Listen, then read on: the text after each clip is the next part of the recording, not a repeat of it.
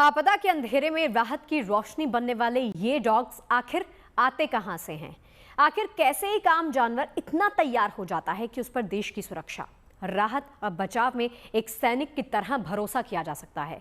कैसे होती है इन डॉग्स की ट्रेनिंग? कौन सिखाता है इन्हें जिंदगी बचाने की तरकीबें?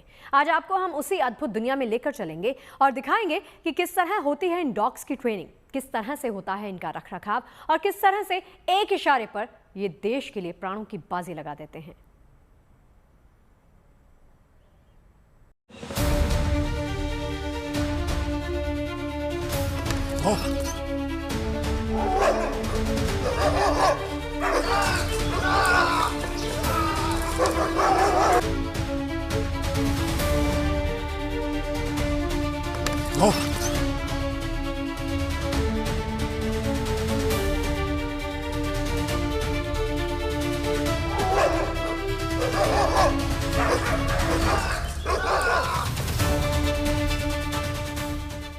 चाहे आपदा से जिंदगी बचा लानी हो।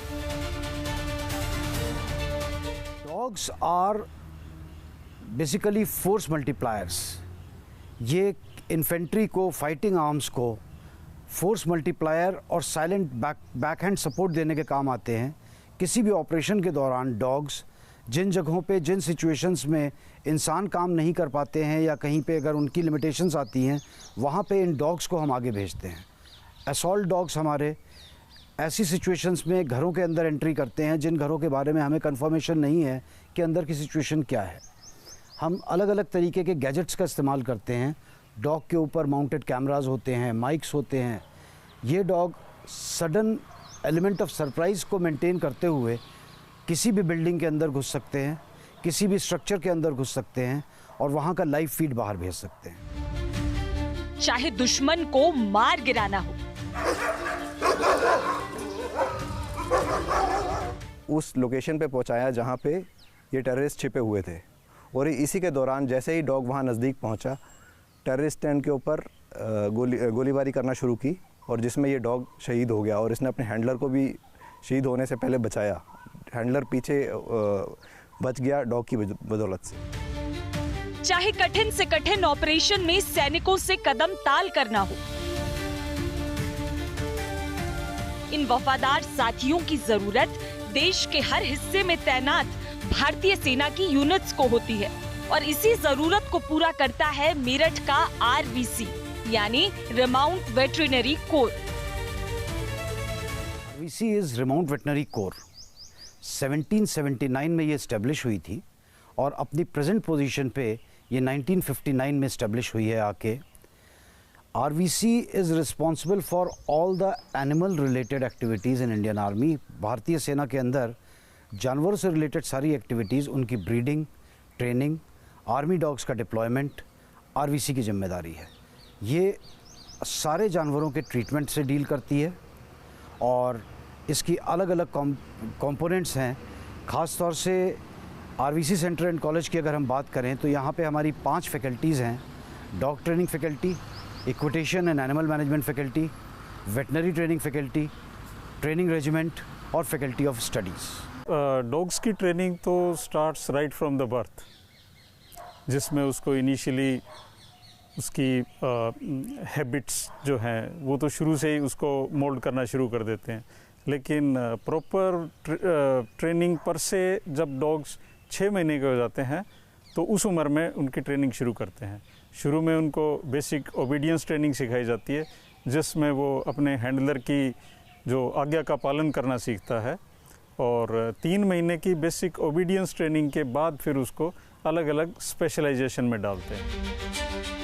यहाँ इन साइलेंट वॉरियर्स को एक सैनिक की हर भूमिका के लिए तैयार किया जाता है और इस तैयारी में जन्म से रिटायरमेंट तक यही है इनका घर। हाँ, ड्यूटी के लिए ये हर सरहद और मैदान से पहाड़ तक हर आपदाग्रस्त क्षेत्र तक जाते हैं। इंडियन आर्मी में आर्मी डॉग्स को 9 रोल्स के लिए ट्रेन किया जाता है। Explosive detection, mine detection, narcotic detection, tracker, assault, guard, IP, avalanche rescue और सर्च एंड रेस्क्यू। चलिए शुरू से शुरुआत करते हैं, जहां नन्हे से 4 पैरों वाले सैनिकों का जन्म होता है। ये वेलपिंग कॉम्प्लेक्स है जो बेहद उन्नत उपकरणों से लैस है। जन्म के बाद 21 दिनों तक पप्स को यहीं रखा जाता है। दिलचस्प है, जन्म के साथ ही शुरुआत हो जाती है इन्हें इनकी काबिलियत के हिसाब से ट्रेन करने की, पपी एप्टीट्यूड टेस्ट के साथ। पप एप्टीट्यूड टेस्ट होता है, हर पप को इंडिविजुअली टेस्ट किया जाता है कि वो आगे अलग अलग ट्रेड्स में से किस ट्रेड के अंदर जाएगा। अच्छा। डिफरेंट हैं, प्रोटेक्शन है, ऑल्फेक्शन है, बेस्ड ऑन जो उनका उसके अंदर स्कोर आता है पपी एप्टीट्यूड टेस्ट में, उस स्कोर के ऊपर उनको या तो प्रोटेक्शन में भेजा जाता है या फिर डिटेक्शन के लिए भेजा जाता है। एक्सप्लोसिव डिटेक्शन है, माइन डिटेक्शन है, नारकोटिक्स है, ट्रैकर हैं। ये डिफरेंट बॉडी कैरेक्टरिस्टिक्स और एप्टीट्यूड टेस्ट के रिजल्ट के बेसिस पे इनको अलग अलग ट्रेड्स में बांटा जाता है। आरबीसी में जरूरत के अनुसार अलग अलग ब्रीड के कुत्तों को ट्रेन किया जाता है।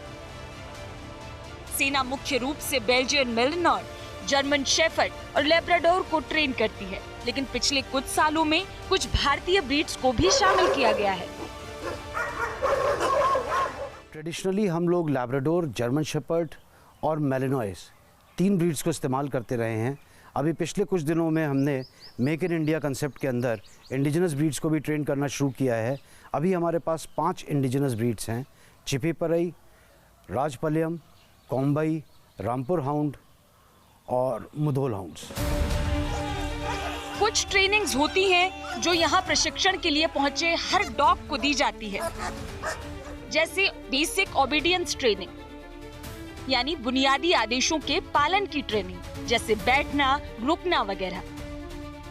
लेकिन कुछ डॉग्स को कुछ खास भूमिकाओं के लिए तैयार किया जाता है। मसलन इन डॉग कमांडोज की भूमिका किसी प्राकृतिक आपदा के समय बचाव कार्य में होती है। ये मलबे के कई फीट नीचे सर्वाइवर्स को खोज निकालते हैं। उत्तराखंड की आपदा में इनकी यही ट्रेनिंग सर्च और रेस्क्यू टीम्स के बेहद काम आ रही है।